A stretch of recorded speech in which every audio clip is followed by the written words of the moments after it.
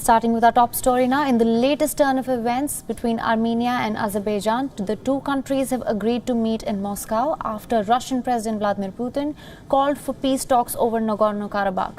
Talks are expected to take place later today. Russia's invitation now has come as there appeared to be no end to the nearly 2 weeks of fighting between Azerbaijan and ethnic Armenian separatists. That has claimed over hundreds of lives in this region. Official statement issued by Kremlin said that the president of Russia is issuing a call to halt the fighting in Nagorno-Karabakh on humanitarian grounds.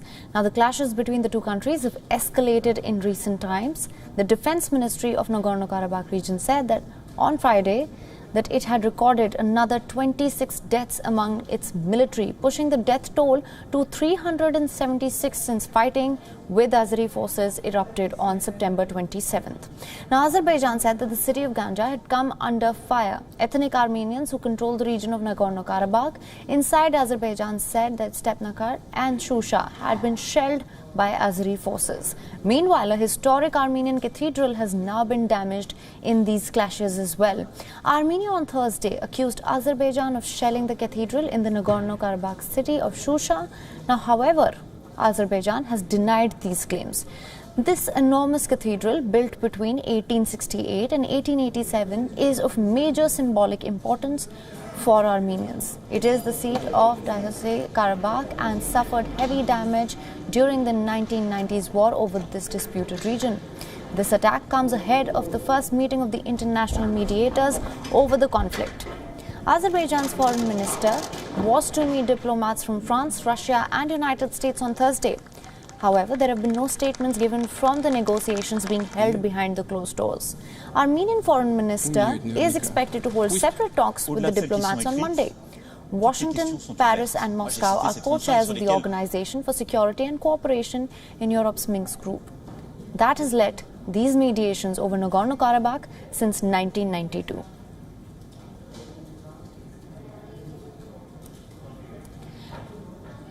We are being joined by Dr. Benjamin, chairman of Yerevan-based Center for Political and Economic Strategic Studies, for more on this. Thank you so much for joining us. My first question to you is, Russian president has now proposed calling for ceasefire and will be hosting talks later, like we mentioned earlier. What do you think would be the likely issues and areas of discussions? First of all, thank you for having me. I believe that number one and top issue for the discussion will be to stop the hostilities, at least for a while, for humanitarian reasons. But also, I don't exclude that some discussions will also take place on broader issues of Nagorno-Karabakh conflict settlement. But the key will be efforts by Russia and other EU co-chair states, France and the United States, to stop the hostilities.